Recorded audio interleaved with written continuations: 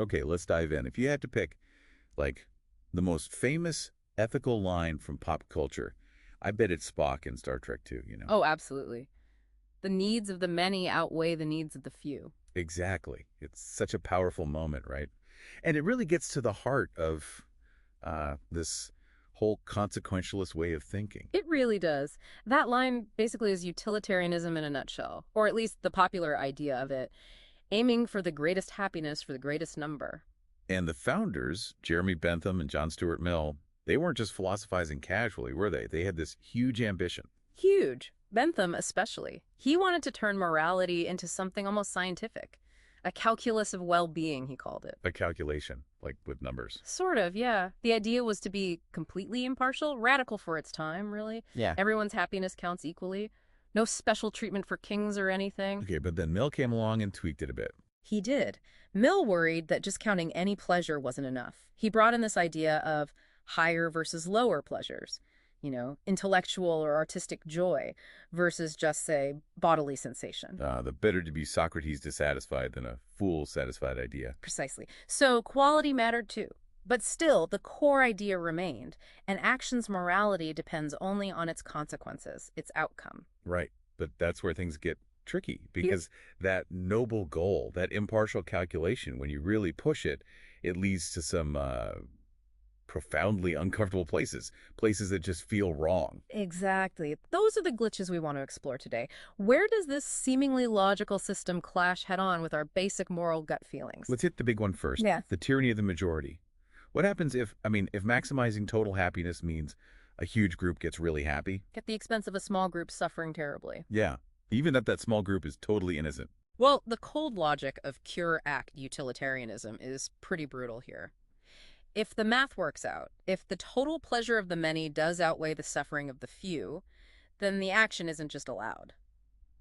It's morally required, obligatory, because it produces the maximum overall utility. Wait, hang on. Required. How can that be? Think about that classic awful example philosophers use. The Colosseum scenario, basically. Right. Imagine 10,000 people getting, I don't know, immense pleasure from watching one innocent person being tortured. The utilitarian calculation is grimly simple. Add up the massive pleasure of the 10,000. Subtract the horrific suffering of the one, the net result. Overwhelmingly positive utility. Exactly. So the strict act utilitarian has to bite the bullet and say, yes, according to the calculus, this horrific act is morally right.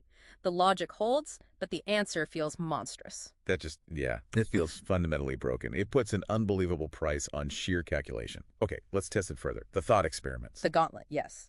And the most famous is probably the transplant scenario. Okay, lay it out.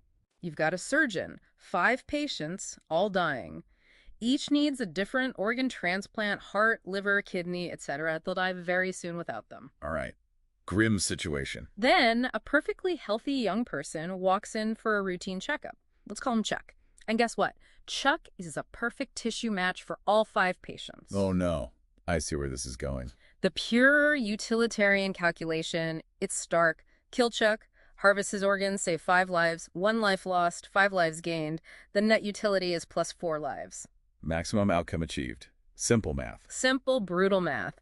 But this is where utilitarianism slams right into a completely different way of thinking about ethics. Deontology. Right, deontology. Quickly, what's the core idea there in contrast? Deontology isn't about consequences. It's about rules, duties, rights. It says certain actions are just wrong regardless of the outcome, and individuals have inherent worth, inherent rights. Like the right to life. Exactly. From a deontological view, Chuck has a fundamental right not to be killed. You absolutely cannot treat him merely as a means to an end, even a good end, like saving 5 others. He's not just a resource pool. So, utilitarianism sees the tally. Deontology sees the sacredness of the individual person. Oh. Okay. Now, utilitarians saw these problems, right? They tried to fix it. They did. That led to rule utilitarianism. The idea was, okay, maybe focusing on individual acts is the problem. Let's focus on establishing general rules that, if followed consistently, would usually lead to the greatest good. Like a rule such as never kill an innocent person.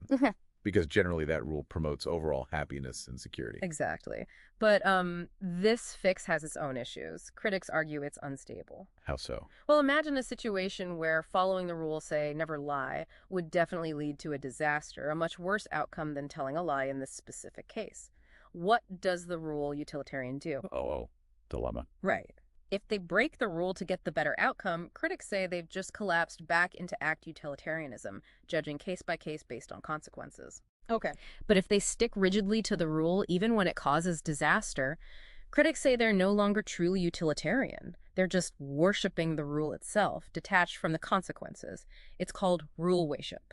So the patch doesn't really hold? It's debated, but many argue it doesn't fully resolve the core tension yet. And this is the fascinating part. Yeah. Despite these deep theoretical problems, utilitarian thinking is absolutely everywhere in the real world today. It's incredibly influential. Where do we see it most clearly? Public health is a big one. Triage decisions, who gets the ventilator when resources are scarce. That often involves a calculation about saving the most lives or life years. Okay, that makes sense in a hard way. Economics, too. Sure. Cost-benefit analysis is essentially a utilitarian calculation weighing the economic benefits against the costs, including potential harm or negative impacts. And the really cutting-edge example. AI ethics, especially programming autonomous vehicles. How should a self-driving car be programmed to react in an unavoidable accident scenario? Swerve and hit one person to avoid hitting five. Wow. That's literally programming the transplant scenario logic into machines. It is. It forces a choice based on minimizing harm, a fundamentally utilitarian calculation. So, wrapping this up, where does this leave us? Utilitarianism had this appeal impartiality. Focus on real-world results. Absolutely vital impulses. We should care about consequences and fairness. Right. But a system based purely on calculation seems, well, incomplete. It struggles profoundly with things like individual rights, justice, fairness, in ways that feel intuitively crucial. So if our big societal decisions, everything from pandemic plans to, like you said, programming AI, if they're increasingly leaning on this kind of cold utilitarian logic, where are we potentially missing? That's the thought to really wrestle with, isn't it? What non-utilitarian values things like inherent human dignity, fundamental rights, maybe even character, are we just sort of hoping the algorithms won't steamroll? Are we trusting the code not to override values we haven't explicitly programmed in? A crucial question as we move forward. Yeah. Definitely something for you, the listener, to mull over.